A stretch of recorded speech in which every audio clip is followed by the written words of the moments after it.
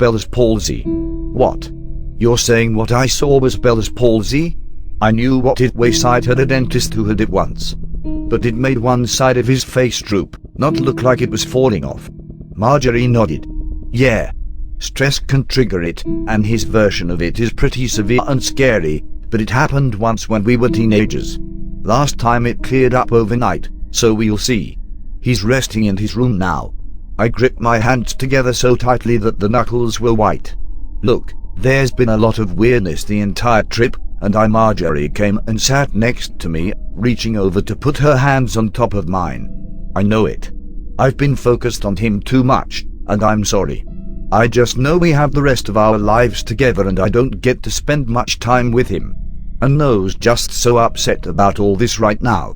I pulled my hands away and leaned back. You could have fooled me. She frowned at me, her eyes growing harder. What's that supposed to mean? It means that he's been acting jolly as can be all afternoon, and then all of a sudden it's like I'm sitting across from a horror movie that you're telling me is Bella's palsy and is caused by his extreme stress. I'm not trying to be a dick, but none of that makes sense. She stood up, tears welling up in her eyes. Well, it's the truth. I need you on my side on this. Do you think this is how I wanted our honeymoon to be? Stuck in a semi and going to some crappy old park? Not having any time to ourselves. But I was trying to make him and you both happy. I saw it as a way to spend time with him and to give you a trip we otherwise couldn't afford. I'm sorry that it. I stood up and hugged her. It's okay. We're all just stressed and tired.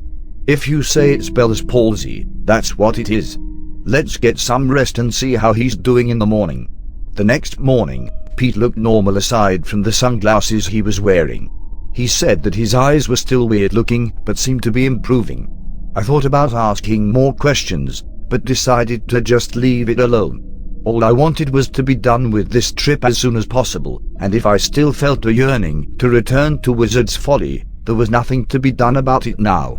That evening we stopped again at Hattie's Honest Top Emporium in Brimley, and again I felt the same sense of disquiet being in the small town. I went in with the intention to just use the bathroom and then head right back to the truck, but when I made it into the stall, I stopped cold at what I found there. There was a notepad and 2 pictures sitting on the back of the toilet. I would have just left them alone, but I recognized them. They were from Pete's file on Wizard's Folly. But how could that be? As far as I knew, Pete had never even gone inside the store last time we were here, and I knew he hadn't beat me in here this time. And why would he leave parts of his prized file in a gas station bathroom anyway? Forgetting my need to pee, I grabbed up the pad and pictures before leaving the stall. I almost went out to ask Pete about it, but something made me reconsider. I was tired of getting all my information through them. Not that I didn't trust them, but it wouldn't hurt to talk to the store owners and see if they knew anything about how that stuff came to be in their bathroom or how long it had been there. The cashier's desk was a heavily carved oak monstrosity that curved into a long L with 2 cash registers on opposite ends. Behind the counter were 2 elderly women that might have been twins, their long white hair tied back in matching bushy ponytails. Putting on a smile, I approached and held up the notepad and pictures. Hey yo. Me and family are just passing through, and I just found something in your bathroom that I think belongs to my brother-in-law. I pointed out in the direction of the truck fuel pumps. He's the guy out there fueling up. Anyway, I was just in the bathroom stall and I found some papers and pictures that belonged to him, but I don't know how or when he could have left them. So I know it sounds weird, but I was just wondering if you had seen someone carry them in or if you knew how long they might have been in there without being noticed. The 2 women glanced at each other with small smiles, and the one on the left was about to answer when their eyes lifted above me and the words died in their throat. I turned around to stare into the drooping breasts of the tallest person I've ever seen. The woman was of normal proportions, and her face, though a bit narrow, was actually that of an attractive woman in her early 50s. But she had to be over 7 feet tall, and when she looked down at me and smiled with her long, shining grin, I couldn't help but take a step back, bumping into the counter. You said you had a wife, did you? Her voice was deep but still feminine, and it possessed a tonal quality that sounded like it came from the bottom of an old stone well. The woman made a pouty expression for a moment. That's always such a shame to hear. Always a shame when such a handsome young man is already taken. The women behind me murmured their agreement, but I was unable and unwilling to look away from this giant in front of me. I was transfixed on the one hand. I was fearful of her for some reason beyond her surprising size, and on the other, I found her voice and words calming like a soothing balm. Not sure of what to do, I mirrored the smile that had returned to her face and nodded. Yes, I'm taken, I'm afraid. By this point, any questions about what I had found in the bathroom had gone by the wayside. I just wanted to get out of there. But then suddenly I was swept up in a tight hug, my face being buried in her cleavage as I breathed in some combination of flowery perfume of baby powder and something else. There was something else beneath those smells. Something earthy and raw and caustic that felt like a corkscrew going up into my nostrils. I pulled back with a gasp and found my face being gently held by her large hands as she looked at me closely with dark, wide eyes. You are the one, aren't you? You are, I can see it. I can feel it. I tugged my head backward but it didn't budge in her grip. Ma'am, I have no fucking idea what you're talking about. But please let me go. I don't like any of this. Her face grew sad and she gave a slow nod. Of course you don't. How could you? Lost and incomplete for so long, our Vesper, our Venus, our evening. I unhinged my knees and let my body weight rip my head free from her grasp, scooting around her and sprinting towards the door. She screamed behind me, but it was not an angry yell. It was more of a mournful wail. Make them take you back, Vesper. Make them do their duty. For us all. If she said more, I didn't hear it. I ran off the front porch of the store and headed to where the truck had been parked, but it was gone.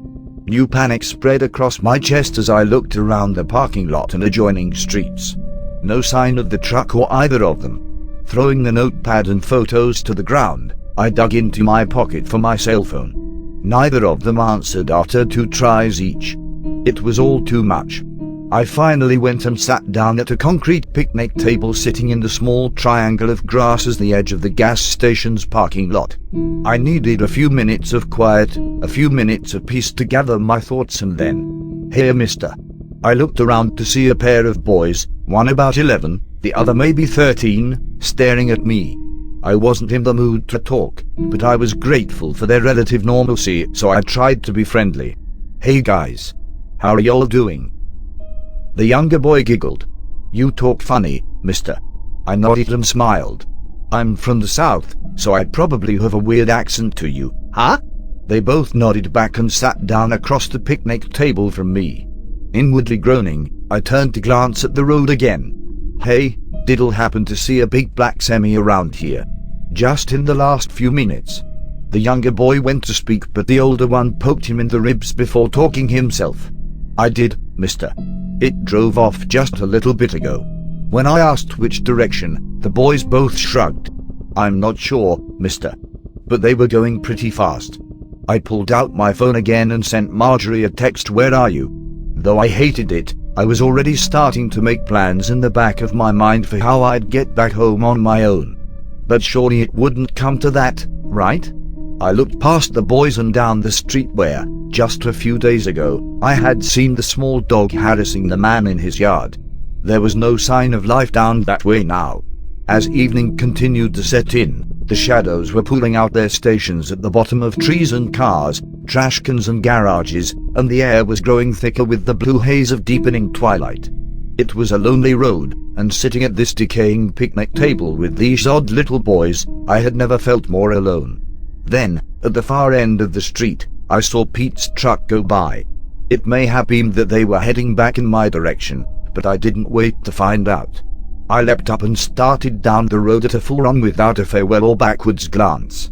I knew logically I couldn't just chase down the truck, but my hope was that they were somehow looking for me, or that at the least, the big truck would have to slow down in the more narrow straights of a neighborhood. Yet when I reached the far end of the road, breath puffing out and hands on my knees, there was no sign of them. I stood back up slowly, my brain buzzing and off balance. They had abandoned me. I saw no other answer. I turned around with the idea of going back to the store on the off chance they returned. Fat chance, I thought to myself, and to sit at the table while I called a taxi to carry me to the nearest bus stop. But I came up short when I saw that the two boys were standing right behind me. They went out of breath, and honestly I had neither seen nor heard any sign of them following me. But there they were. I felt a small thrill of fear and tried to just give them a nod and move past quickly.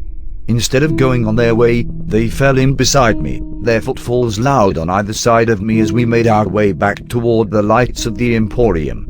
"Hey mister, you sure can run fast." It was the younger one from my left, and I just smiled and gave him a nod, quickening my pace. "It's probably because of his nice shoes." "Where did you get such nice shoes, mister?"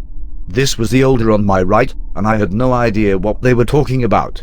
I was wearing a pair of cheap sneakers I'd had for 3 years, not something fancy or expensive.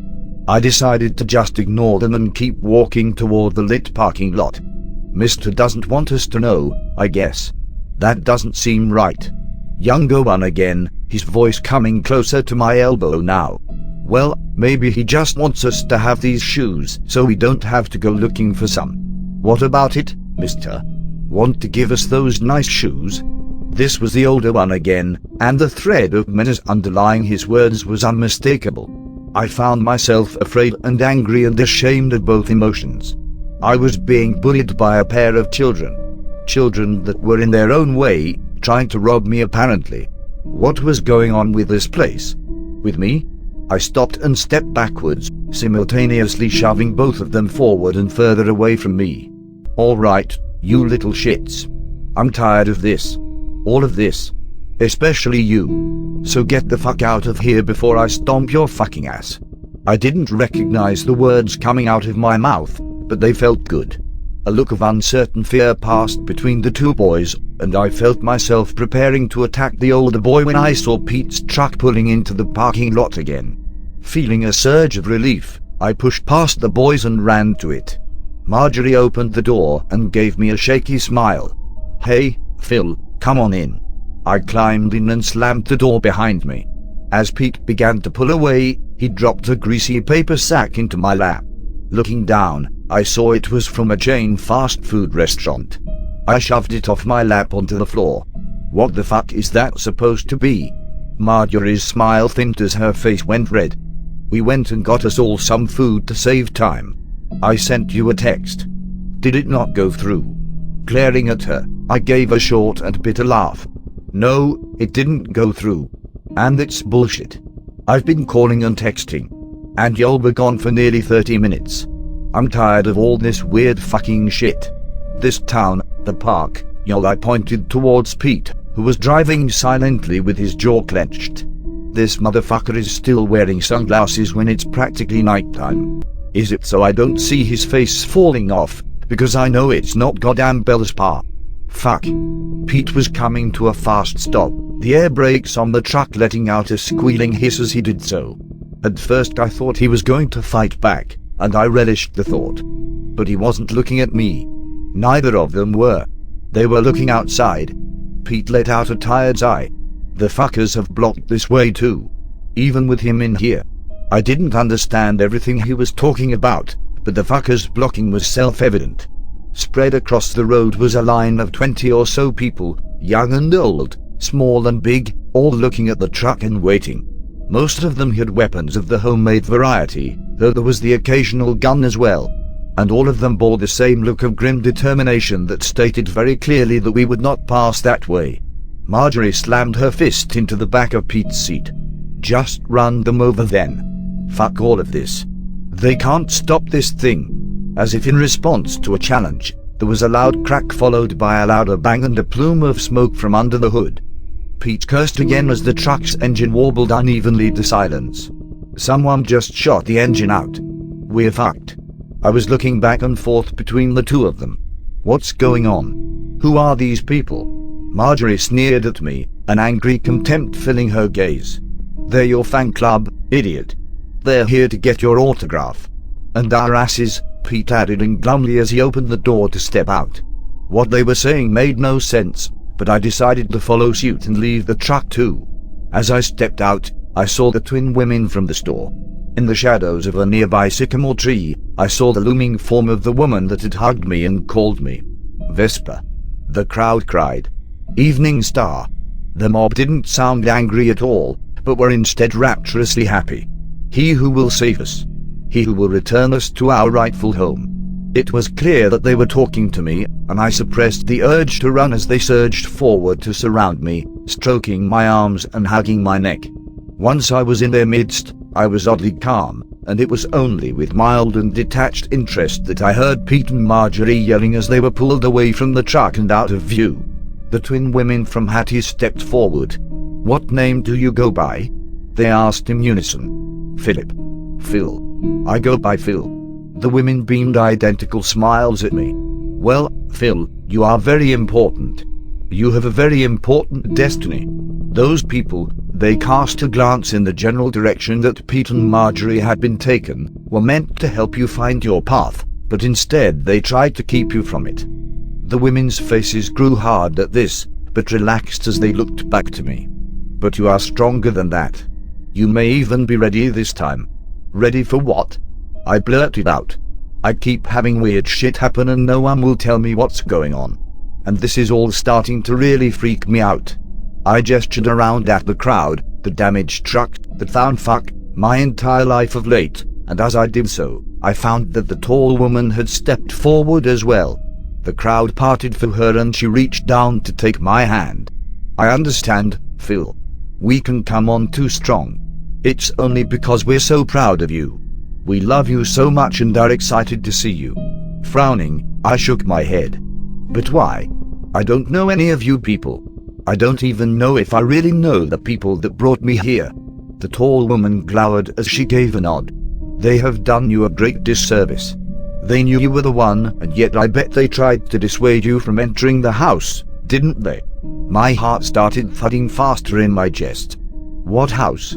When I saw the knowing smile on her face, I stopped and nodded. "Yes. They didn't force me not to, but they worked to dissuade me without telling me no." The woman nodded again, and I noticed several more nods and murmurs in the crowd around us. "Yes, they couldn't refuse you directly, not in that place, but they could trick you into leaving. If you had just gone inside, all of this would be over. You would understand and know who you truly are." She looked sad momentarily before brightening. "But there is still time. Do you still want to go inside the house at Wizard's Folly?" I surprised myself by nodding again. "If it can make things better, or at least where I can understand what's going on, yes I do." The woman gave me another awkward hug, though it was quicker this time and I didn't have to free myself from her grasp when it was over. "That's wonderful. We will start heading for it right away. By tomorrow evening we should be there."